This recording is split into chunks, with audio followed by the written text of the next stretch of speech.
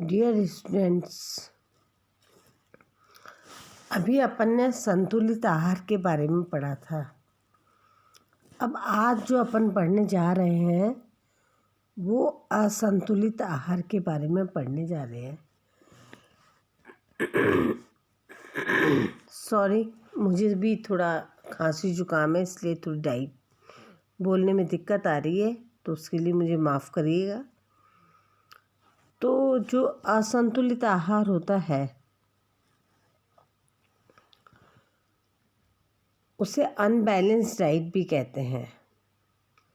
Unbalance diet कहने के बाद जब आहार में एक या एक से अधिक पोषक तत्वों की कमी या अधिकतम होने लगता है तो वैसा आहार असंतुलित आहार या अनएबल या अनबैलेंस्ड फूड कहलाता है। अनबैलेंस्ड फूड की कमी जो होती है, भारत जैसे गरीब देशों में गरीब एवं अज्ञानता के कारण यहाँ के अधिकांश निवासियों के आहार में पोषक तत्वों की काफ़ी कमी रहती है। इसके आहार में कैलोरी की अधिकता मतलब 90% तक होती है, जबकि प्रोटीन जो पशुजन्य स्रोत की प्राप्ति होनी चाहिए वो बिल्कुल भी नहीं होती है। फिर अपन जो पढ़ते हैं वो है सुपोषण या उचित पोषण। सुपोषण या उचित पोषण। सुपोषण या उचित पोषण के बारे में मैं आपको बताना चाहूँगी कि उसे गुड न्यूट्रिशन कहते हैं। यह वह स्थिति है जिसमें भोजन में सभी पौष्टिक तत्व व्यक्ति की उम्र, लिंग मतलब कि वो लड़का है या लड़की है, शारीरिक व मानसिक कार्य क्षमता व अन्य आवश्यकता के अनुकूल रहती है। सुपोषण या उचित भोजन कहलाता है। उचित भोजन से व्यक्ति शारीरिक एवं मानसिक रूप से स्वस्थ है। दूसरे शब्दों में सुपोषण से तात्पर्य व्यक्ति के संपूर्ण स्वास्थ्य से है। अब दूसरा जो अपना आता है वो आता है माल न्यूट्रिशन या कुपोषण, जिसे कि हम माल न्यूट्रिशन कहते हैं। यह पोषण की वह स्थिति है जिसके कारण व्यक्ति के स्वास्थ्य में गिरावट आने लगती है। यह एक या एक से अधिक तत्वों की कमी, अधिकता या असंतुलन के कारण होती है, जिससे शरीर रोगग्रस्त हो जाता है। आहार में पोषक तत्वों की कमी होने से अल्प पोषण हो जाता है। जब आहार में एक या एक से अधिक पोषक तत्वों की कमियां अधिकता रहती है तो वैसा आहार असंतुलित आहार या अनबैलेंस्ड डाइट कहलाता है। बैलेंस डाइट के बारे में अपन पढ़ चुके हैं, अभी अनबैलेंस्ड डाइट है। भारत जैसे गरीब देश में गरीबी एवं अज्ञानता के कारण यहाँ के अधिकांश निवासियों के आहार में पोषक तत्वों की काफ़ी कमी रहती है। इनके आहार में कैलोरी की अधिकतम 90% तक रहती है, मतलब कैलोरी ज़्यादा होती है जिससे कि ऊर्जा प्राप्त होती है। जबकि प्रोटीन जो कि बहुत आवश्यक चीज़ है, कैलोरी भी आवश्यक चीज़ है लेकिन प्रोटीन भी बहुत आवश्यक चीज़ है कि वो ग्रोथ एंड डेवलपमेंट का काम भी करता है। वो पशुजन्य स्रोतों से प्राप्ति होनी चाहिए, बिल्कुल ही कम होती है।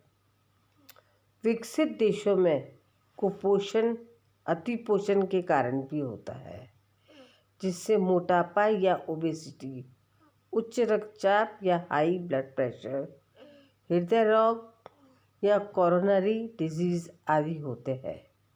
विकसित एवं विकासशील देशों में कुपोषण अल्प पोषण के कारण होता है।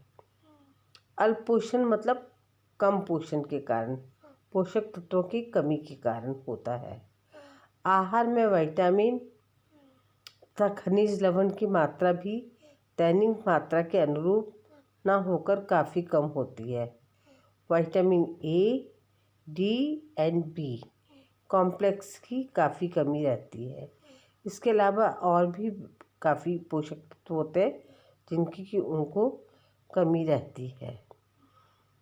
अल्प पोषण से विभिन्न प्रकार की बीमारियां जैसे रक्त अल्पता मतलब खून की कमी, विटामिन की कमी जिसके कारण और भी कई बीमारियां होती है, रतौंधी जो कि आँखों की बीमारी है, स्कर्वी, अस्थियों में कमजोर या विकृति जिसे कि हम लोगों ने रिकेट्स में पढ़ा था, सूखा रोग, क्वाशियरकैर एवं अन्य अनेक बीमारियां हो जाती हैं।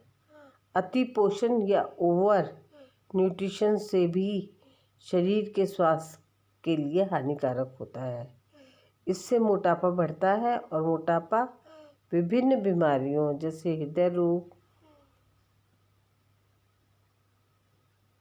उच्च रक्तचाप, धमनियों में वसा का जमाव आदि की जननी है।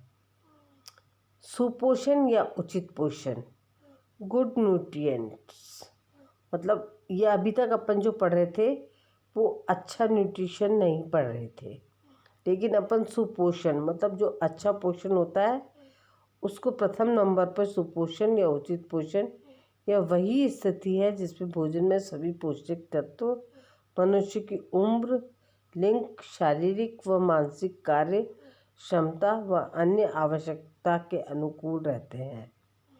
सुपोषण या उचित पोषण कहलाता है।